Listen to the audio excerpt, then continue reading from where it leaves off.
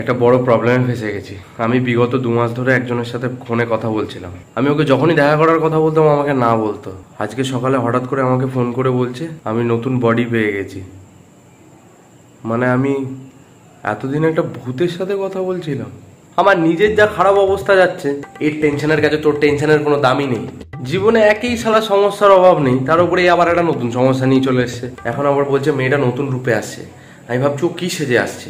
নতুন রূপে আসছে মানে মা দুর্গা সেজে আসছে না, নতুন রূপে আসছে মানে নতুন একজনের বডিতে ঢুকে আসছে। তার মানে এই ছাগলটাকে কি করে বোঝাই এবার? যেমন পুরনো সিম নতুন ফোনে ঢোকানো হয় ঠিক ওরকম। ও ডুয়েল সিম তো তাহলে?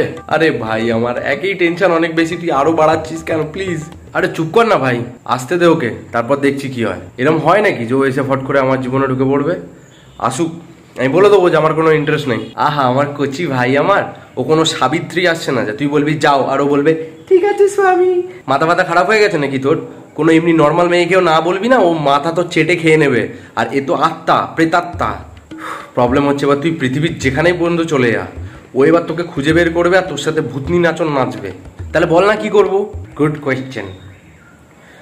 তোকে ছাড়া ও এই শহরে কাউকে চেনে না। তুই একটা কাজ কর, তুই তোর ফোনটাই বন্ধ করে দে, না তোর ফোন বাজবে না তোর ফাটবে। কিন্তু তার আগে আমাদেরকে এটা খুঁজে বের করতে হবে যে মেয়েটা কার বডিতে আসছে। এ তো 5G থেকেও বেশি স্পিড। ভাই তাড়াতাড়ি তোর ফোনটা বন্ধ কর, তাড়াতাড়ি ফোনটা বন্ধ কর। ভাই ও এখানে এসে দাঁড়িয়ে আছে আর ফোন অফ করেই বা কি হবে? হ্যাঁ তাও অবশ্য ঠিক। চল চল চল ভূত দেখবো। তুই এত লাফাচ্ছিস কেন হারামখোর? ছোটবেলা থেকে ভূতের বই দেখেছি খালি, ভূত দেখিনি কোনোদিন। চল দেখবো।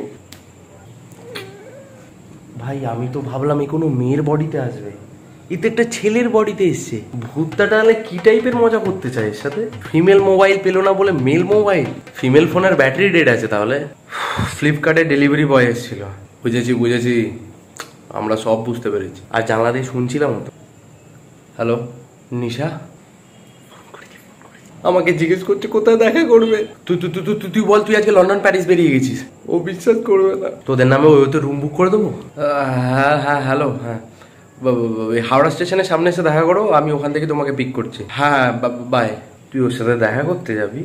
তাই তো বললাম ভাই। হ্যাঁ যা না, যা যা যা, তুই লেট হয়ে যাচ্ছিস তো। আবে শালা, আজকাল ভালো মানুষের যুগ নেই জানিস তো। হারামি হবি তবেই তুই টিকে থাকতে পারবি। যা বলার সোজা সোজা বল না ভাই। চুপচাপ ঘরে বসে থাক, ও আসবে, এসে তোর জন্য ওয়েট করবে। ফোনটা সুইচ অফ কর, ও ওয়েট করে করে চলে যাবে। বাঁচা যাবে, আমরা বেঁচে যাব। আমি খালি ভাবছি ওকে কিরকম দেখতে হবে। তুই চুপ করবি, তুই তোর ম্যান হোলের ঢাকনাটা একদম বন্ধ রাখবি। আর না হলে আমি আর এই যাচ্ছি, আমরা দুজনা দেখে ওকে নজর রাখবো। এটাই সব থেকে বেস্ট হবে, আমাদের দেখাও হয়ে যাবে না কার বডিতে আছে। কিন্তু অত ভিড়ে ওকে খুঁজবো কি করে? আরে ভিড় হয়েছে তো কি হয়েছে, ভূতকে খোঁজা কি এমন বড় ব্যাপার আছে? একটু ক্লিয়ারলি বল। বড় বড় চোখ হবে, জোরে হাওয়া দেবে, মোমবাতি নিয়ে আসবে হেঁটে হেঁটে, সাদা শাড়িও পরবে। হ্যাঁ হ্যাঁ চল খুঁজি। আমার ভূত হওয়াতে যদি তোমার প্রবলেম ছিল আর আমায় যদি না ভালোবাসতে পারো, তাহলে সেটা আমাকে বলে দিলেই পারতে। আমি এটা তোমার থেকে আশা করি। আমি চলে যাচ্ছি, আর আসবো না তোমার কাছে ফিরে।